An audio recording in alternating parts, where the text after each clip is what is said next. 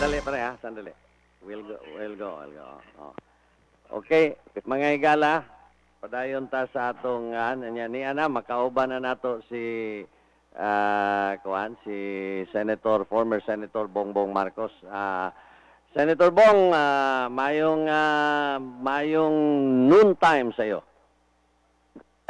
Magandang tanghali, Choy, at sa lahat ng mga nakikinig. Good afternoon po. Anya, kumusta ka? Mabuti naman. Kakasimula ko lang kasi after my second vaccination, second dose, nagsimula na akong makapagbiyahe around the country, pero natigil ulit dahil nga dito sa dito sa Delta. Pinaharap nating lockdown. Yung Delta mukhang matindi. Mukhang talagang tunay na masyadong malakas makahawa. Pero yung may mga transaksyon sa gobyerno, yung especially yung mga purchases, hindi sila takot sa Delta. Ang natakutan nila, dili sila mabayaran sa mga supplies nila. Yun ang kinakatakutan nila. Kasama lahat ng problema na.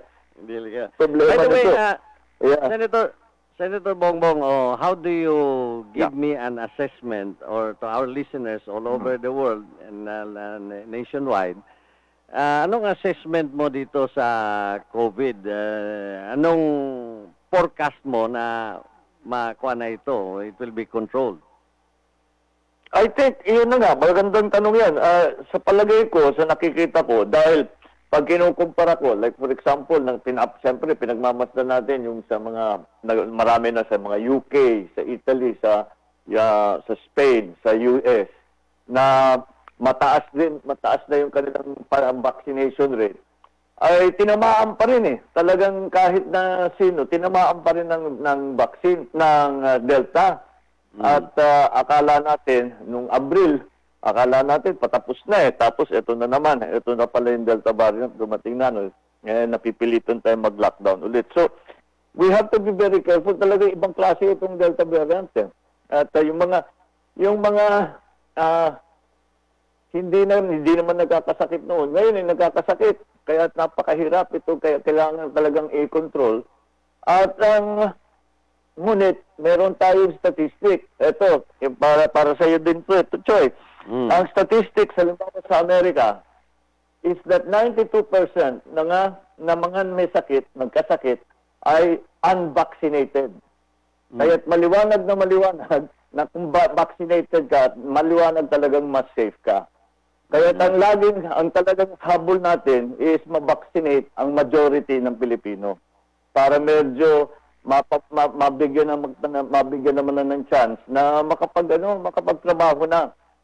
Mabuti naman dito sa darating na bagong lockdown, sinabi naman ng government, meron daw silang pondo para makapagbigay ng ayuda.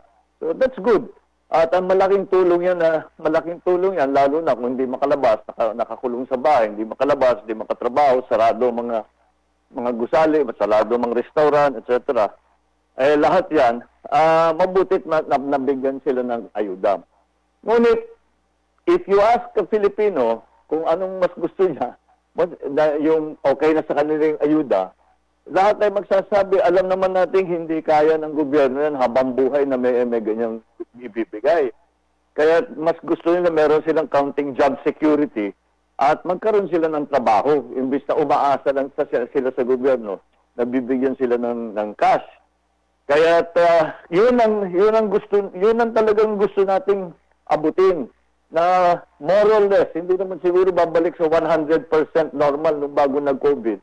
Pero more or less, marami nang nakakapagtrabaho at mas steady ang income generation ng bawat isa. Yung recovery ng ekonomiya, yun ang pinaka-importante ngayon Pero hindi natin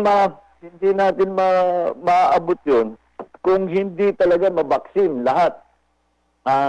Hanggat maaari. Kaya lagi kong sinasabi, lahat ng pwedeng magpabaksin na kayo. Huwag na kayong magdalawang isip. Dahil talagang ito kailangan natin para makabalik tayo lahat sa trabaho. Makaikot ulit tayo, makalabas ng bahay, para yun ang ating gusto. Ngayon, habang wala pang vaccine, at mga 10% pa lang yata ang nabakunahan na dapat bakunahan, we do not have even the millions that we need in terms of vaccine. Habang wala pa yung vaccine, wala, kailangan magtyaga. At we have to follow the directives ng gobyerno, ng ating mga doktor, na mag-ingat. Alam naman natin, everybody is very tired already. There's 1.5 years na itong pasok-labas. Ulong-ulo yung vaccine. At saka maraming naghihirap talaga. Senator Bongbong, now. Marami talaga kasi walang trabaho eh. Yun ang problema talaga. Kaya yung iba, maintindihan mo rin eh. Sinasabi na, hindi na bali magkasakit, kailangan ko magtrabaho, kailangan ko pakainin yung pamilya ko. So, talagang, kung baga sabihin sa English, we are between a rock and a hard place. Kasi talagang napakahirap ng sitwasyon na dinala ng COVID para sa atin. At, siyempre, nakikita natin yung ibang bansa, siguro nauuna sa atin dahil may kompleto yung kanilang vaccination, pati yung supply ng kanilang vaccine. Tayo, na hindi naman tayo nauna, kaya't nauna yung mga mayayaman, yung mga kusang galing yung vaccine. Habang wala pa yan, kailangan na natin mag-ingat ulit. Dahil pagka hindi maingat, ang tatamaan dyan, hindi lang ikaw, sarili mo, kung hindi yung pamilya mo, yung mga kapitbahay mo, yung mga mahal mo sa buhay, mga kaibigan mo. So, we have to be very careful again. Kaya, sana, itong lockdown na ito, sana maging stricto nang sa ganun, matapos na ito. Maumpisahan na nating tapusin itong problema tungkol sa COVID. Okay. Senator Bongbong, whether you like it or not, no, if 8 months na lang ang kulang, mag-eleksyon na tayo for the presidency, no? And then, if by chance, by the dictates of the destiny, yung sinasabi nila, ikaw maging presidente, what does the Filipino people expect? Especially if this COVID pandemic would darating doon sa panahon mo. How do you address this? Well, the way I think, yun na nga, the first thing is that get as many people vaccinated as possible. I-secure natin yung supply. Alam ko naman lahat ng magawa, ginagawa naman ng ating pamahalaan para makakuha ng supply ng vaccine. Pero yun ang talagang hindi dapat nating tigilan, na magkaroon tayo ng magandang supply ng vaccine. Sa mga nakita ko, nung umiikot ako after my second shot nga, nagsimula na akong puntahan yung ating mga kasamahan around the country. Mukha naman yung mga LGU, ready na sila sa mga vaccination center. Yun dyan sa inyo, yung napuntahan ko sa Cebu City. They have yung dating quarantine center, ginawang vaccination center, talagang ready na. Ang problema talaga is the supply ng vaccine. And that's the same situation of all the LGUs. Kaya yan na lang ang inaantay. Ngayon, pagkatapos nun, looking further, looking in the long range, paano natin iaahon? How do we recover the economy? Correct. Dahil whatever you say. Going to that question sana. Sabihin na lang natin, tapos na, kompleto na yung supply natin vaccine, babakuna na natin lahat. Okay. Ano ngayon ang kailangan natin gawin doon sa ekonomiya para maging active ulit ang economic activity, dumami ulit ang mga trabaho. Ang tanging problema talaga is jobs. We have to find new jobs. Kailangan magbigay tayo ng trabaho. We have to create jobs bilang pamahalaan as a government, no? And the way to do that is that ang COVID pinaalala sa atin that we are back to basics. We have to recover. Halimbawa, yung food supply nagiging problema. So yung agrikultura natin kailangan i-develop natin ulit. Yung infrastructure development. Tama itong ginagawa nilang build, build, build. Pero kailangan, gumawa tayo talaga ng strategic plan para sa buong Pilipinas kung saan natin dadalhin ang development sa bawat lugar. At doon tayo maglalagay ng kalsada, doon tayo maglalagay ng ating mga tinatayo.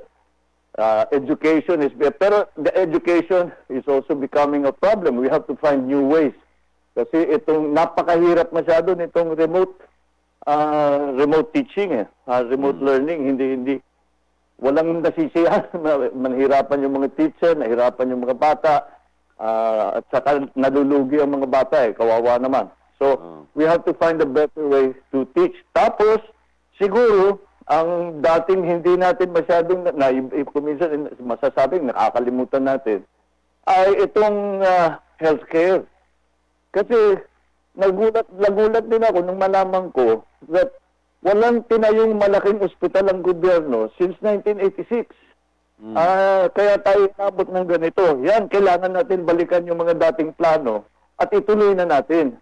Yan sa mga ating ospital, sa training ng mga ating doktor, ating mga nurse, kasi marami sa mga gagaling natin mga doktor, nag-alisa na, pumunta na sa Amerika, pumunta sa Europe. Kailangan sana maiwan sila dito. So, these are the problems. But lahat ito, ang isang talagang nakita natin na malaking bagay na magiging basic sa lahat ng gagawin natin is the internet. Kailangan pagandahin natin yung internet natin. Kasi hindi pwede yung... Lahat na yung schooling, internet, negosyo, internet.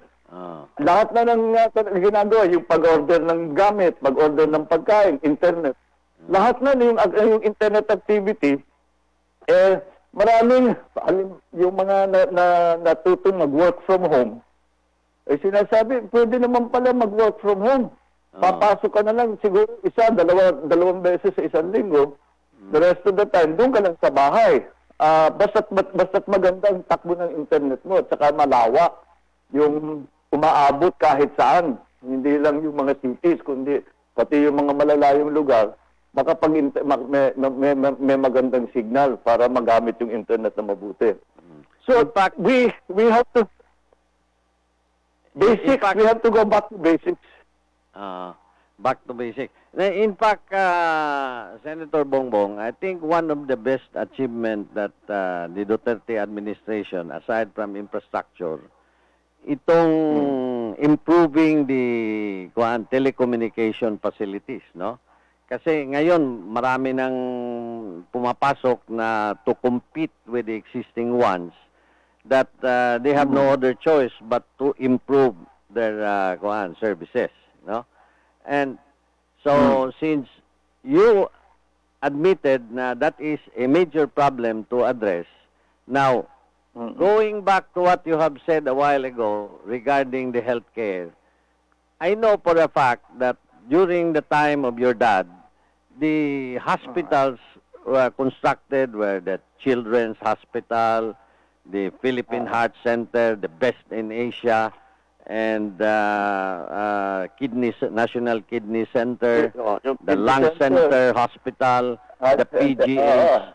Are you going, if by chance, God's willing, maging presidente ka, talagang you will work on that to improve this hospital or healthcare services? Nakakaabala because many people, many of these, itong mga infectious disease na specialists in other places are saying, sabi nila, this is not going to be the last pandemic. That's why we have to be prepared already. Kasi alam naman natin, darating at darating yan. Sana, mas marami na tayong alam, marunong na tayong gumalaw. And hopefully, we'll be ready for the next one. So, yes, we have to improve not only our facilities, para sana hindi na mangyari yung napupuno yung ospital kahit na may pandemic, hindi na napupuno yung ospital. And then yung mga medical, yung sa supplies, yung sa pati sa research natin, lahat yan ay kailangan siguro natin patibayin. It's just I think nobody can argue after what we have experienced in the last year and a half to almost 2 years that this is something that we need to do. And this is something that medyo we fell behind eh. Dati magandang healthcare natin, medyo we have plenty of facilities, pati yung mga institute, research institutes, mga ganun meron tayo. Pero naiwanan na at napunta ang priority sa ibang sector. We have to return that priority to the health sector because as we have seen, it is just so important. Like this situation, although magaling naman talaga ang mga frontliners na mga doktor natin, mga nurse, wala naman problema sa kanila. But the facilities, the supplies, the PPEs, all of those things na nakita natin lalo na nag-umpisa last year, nagkulang talaga tayo. So we have to really have to go back to that. We have neglected healthcare as a country na neglect ng konti yan at napunta yung pondo sa ibang lugar. I'm sure they were equally important. But now, the importance of that is very clearly seen. Maliwanag na maliwanag. The other thing that we have also fallen behind is the food supply. Yung agrikultura natin really needs to be attended to. Our palay farmers, because we have resorted to more importation, ay kawawa yung mga farmer natin at imbis na bumibili sa kanila kasi mataas ang cost of production nila kasi walang mechanization, walang production loan, kailangan suportahan natin mga farmer. So isa pang bagay yan na palagay ko nakalimutan na kailangan natin balikan. And then yung education, babaguhin lahat yan. We have to find new systems kung paano gagawin. Nakikita ko yung mga apo ko, yung mga pamangkin ko, nag-aaral, nahihirapan talaga sila eh. And they're not learning as well as they normally do when they go to class. Kasama na rin dyan yung socialization nila. Siyempre, nag-iisa lang sila sa bahay. Wala na silang kalaro, nami-miss nila yung mga kaibigan nila, wala silang social contact. May epekto din yan sa pag-develop ng bata. So, those are the things that we really have to look at. I think is in the after the in the next administration, which again hopefully will be the post-COVID administration. Sana post na para sana tapos na. Oo. Now, going back to the economics, economy problem of the country. Alam mo, I have seen during the time of your dad that he put up so many power plants. He put up the Bataan nuclear power plants, the geothermal plants, because he was, I think his vision or foresight was to promote manufacturing here in our country, at the same time generate employments, no? And ngayon ang nangyari, all our power plants are sold to private sectors, at we have the most expensive electricity in the whole Asia. Now, how will you address, because I know for a fact that in Ilocos Norte, almost 100% renewable energy, you were able to do it in spite na yung previous administration after the EDSA never recognized Ilocos Norte, no?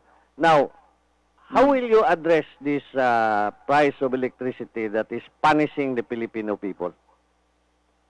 The problem that we have is ang ginawa kasi diyan sa power yung sa pag-provide ng power ng kuryente ay hinati yan from into three segments. One is production, yan yung mga power plant, yung mga hydroelectric, lahat yan kung saan galing yung actual na kuryente. Tapos yung tinatawag na transmission, yung high voltage transmission lines na para sa malalayo. Like for example, from Ilocos to Manila, di ba? O yung mga submarine cable na dinner from Visayas to Mindanao. All of those things, that is the transmission side. Tapos yung distribution, ayan na yung ating mga electrical cooperatives. Bawat probinsya, meron isa o dalawa na electric cooperative. So, kailangan natin iayusin yung sistemang yan. Because ang problema, what the original concept, halimbawa, umpisahan natin sa cooperative, the original concept was the electrical cooperative. Ang member ng kooperatiba ay lahat ng consumer. At sila ang nagsasabi kung paano ang patakbo ng kanilang kooperatiba, saan pupunta kuryente, saan sila mag-invest, saan maglalagay ng subsystems dun sa malalayo. All of these things, the electrical cooperative is supposed to do. Ang problema, napabayaan ng mga electrical, kaya naghihigalo yung mga karamihan ng electrical cooperative dahil ang nagka-tendency sila na utang lang ng utang sa NPC, National Power. Kaya lahat sila at kalaki-laki ng mga utang. Hindi na nila mabayaran. Kaya nagbabayad sila ng interest. Yun ang pinapasa nila ngayon sa consumer. You mentioned geothermal. No, doon sa amin, sa Leyte. Nandyan ang source of one of the cheapest sources of power. Yeah, geothermal. At maganda yung... Pero Leyte is one of the most, if not the most expensive power sa buong Pilipinas. Kaya there's, hindi talaga tama na hindi naman tama na yung gano'n na magiging sistema, yun ang magiging pangyayari. That's why we have to really look at the entire system again.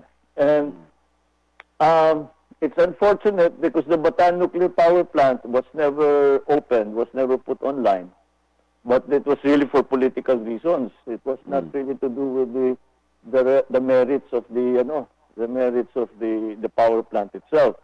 Because now after the Bataan Nuclear Power Plant was built, they built one in Korea. And it was so successful, they now have 6 of the same na kagaya ng BNPP, Westinghouse din ang nagtayo. Kaya makita natin, it's very useful. Now, why is it so important? Because ang industriya, hindi lalago, hindi lalaki without power. And then, that's one element. Hanggang dito lang tayo, hanggang sari-sari store na lang tayo. Wala tayong manufacturing, wala tayong heavy industries. Heavy industries relies on that. Now, also, much of our investment has to come from foreign investors. And what the foreign investors say, very simple. Sabi nila, your power is too expensive and unreliable.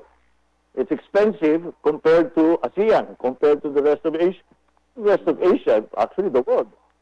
And then it's unreliable pa. Mag-brown out, masisira yung makinarya namin.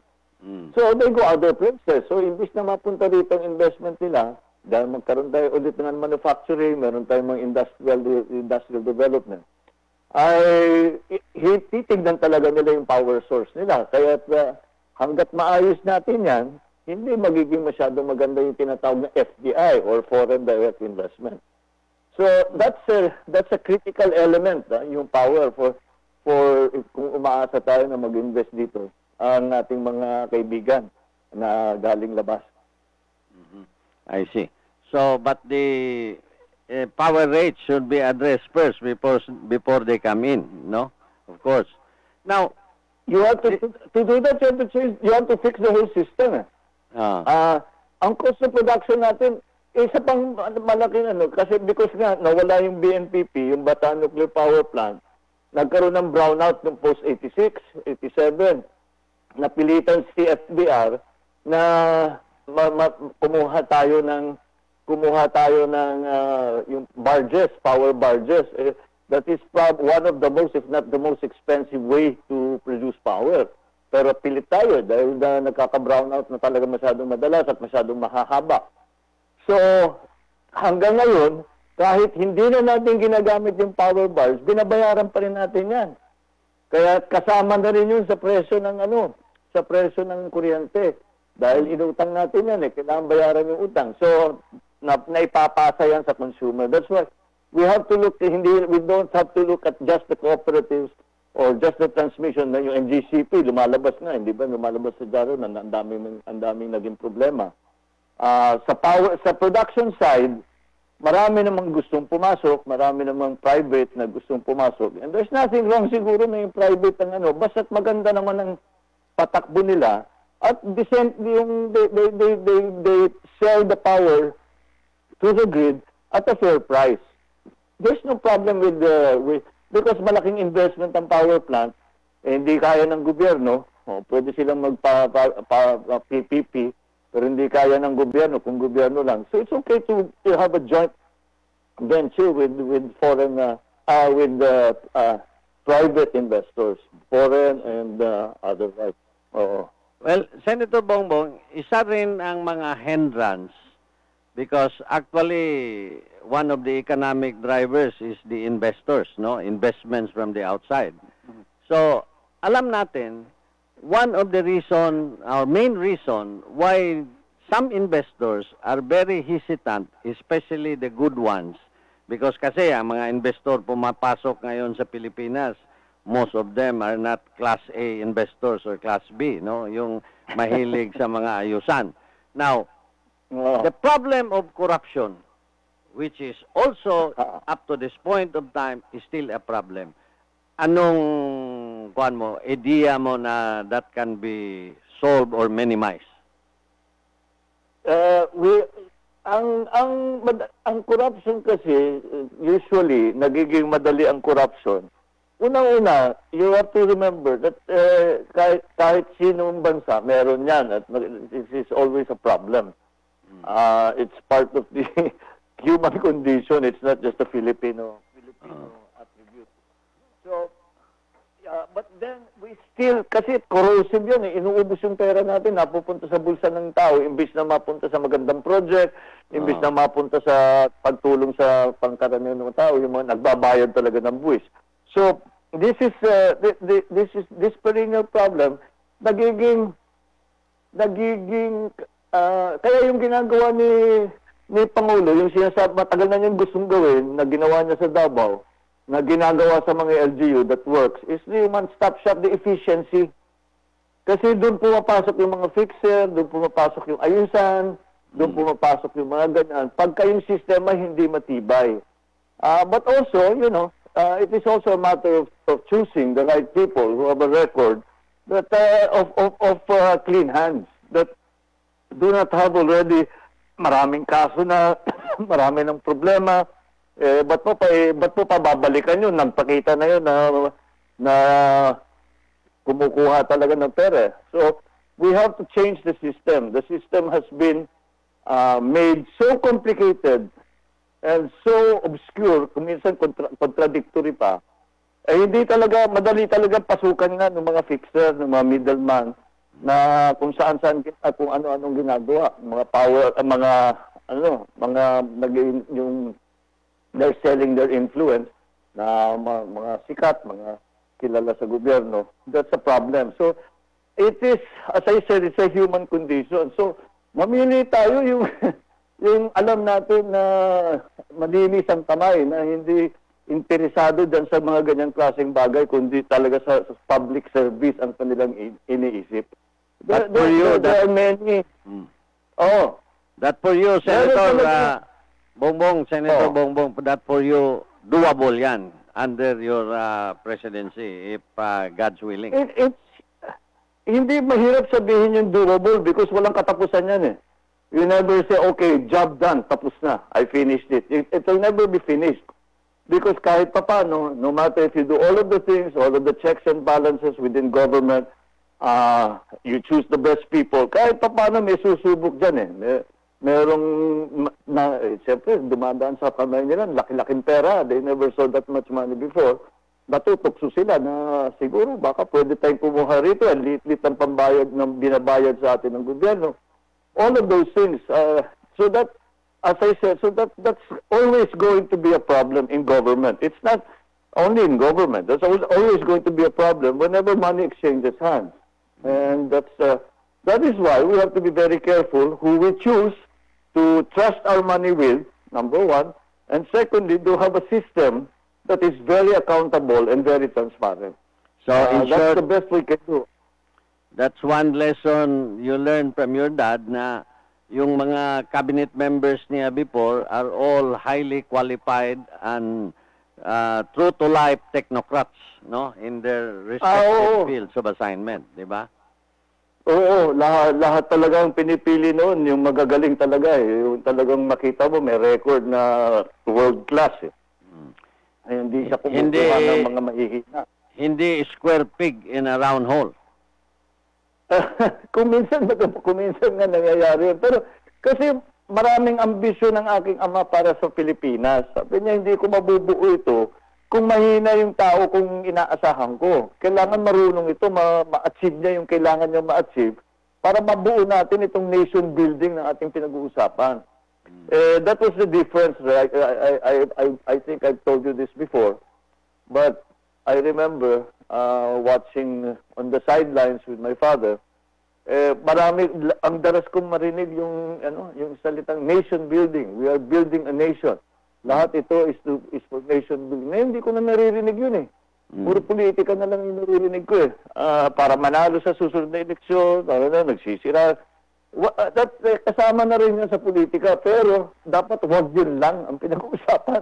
Dapat pag-usapan naman natin, hindi yung partido natin, hindi yung susunod na eleksyon, kung hindi, paano natin pagandahin itong mga lugar na ito? Paano natin pagandahin natin yung buhay ng tao natin? Paano natin pagandahin ang Pilipinas?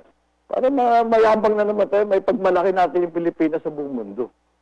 Do you agree, Senator Bongbong, that tourism is, for me, is one of the fastest economic driver if we talk about economic rehabilitation for our country? So, in a sense, tourism, we should give that also a priority kasi right now, yun lang ang ika-offer natin na instant talaga, di ba? Oo. Ganun Do you din agree? yung naging conclusion ko. I absolutely agree because when I first became governor, tinitignan ko paano ko i-improve ang income ng constituents ko. So, tinignan ko mga statistics, 73% at that time derive income from agriculture. Okay, so sabi ko patibayin natin yung agrikultura. Ngayon, dagdagan pa natin ano pang pwedeng income. And tama yung ginamit mong salita. It is instant. Madali lang eh. Maganda na ang Pilipinas eh. Lagyan mo lang ng magandang kalsada, lagyan mo ng tour guide, lagyan mo ng magandang disenteng titirahan, mga hotel, mga motel, mga B&B. Ayan. Yan ang mga kailangan natin gawin. Madali natin gawin yun. Kayang-kaya ng Pilipino yan. In fact, before COVID, we were doing a lot of that already.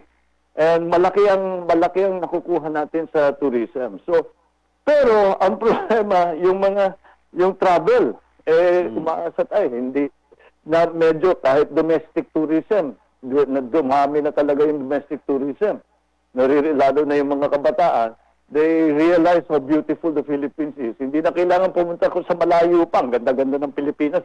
Daming pwedeng puntahan na sa Pinas. Pero dahil sa COVID, natigil lahat yun eh.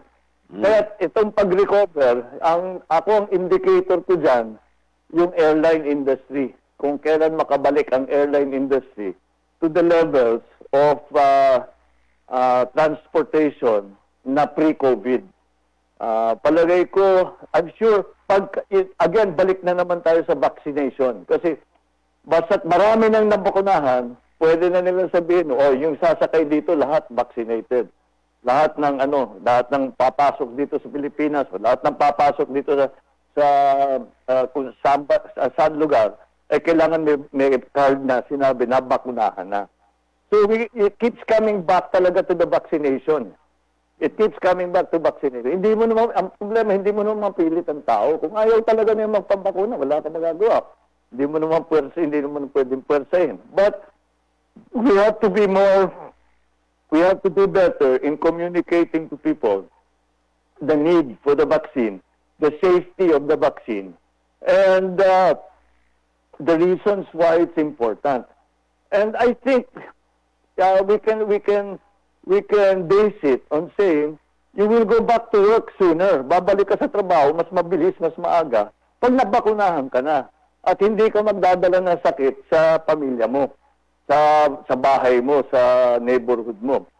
So, it keeps coming back to that because kung may sakit na yung tao, wala ka nang magagawa kahit na anong trabaho meron dyan, hindi niya mapagsasamantalan. They will just have to be taking care of themselves. Baka pabalik-balik tayo sa lockdown, mahirap masyado. So, again, we have to be very careful, ingat lahat. When you get the chance to get the vaccination, get pabakuna na. Don't wait, hindi ba? I see. Yun ang aking nakikita talaga in the end that we really have to give our attention to that. Now, one last question before we go, Senator Bongbong. How do you address, if given a chance to lead the country, how do you address this West Philippine Sea issue? Do you have any idea of your own? Oh yes, I have many ideas because of we have a lot of contact, as you know, with China. During my father's time, subsequently, pati sa pamilya namin. And I think that ang nangyari kasi diyan, ang usapan natin sa China nung nagpirmahan na nung 1976 when we finally signed the formal diplomatic relationship between the People's Republic of China and the Republic of the Philippines. Ay ang nangyari diyan, ang pinag-usapan ay huwag na natin dalhin itong mga conflicting claims natin. Huwag nyo na dalhin sa UN, huwag nyo na dalhin kahit saan. Ang gawin natin, you tell us what you want and we will tell you what we want, then pag-usapan natin.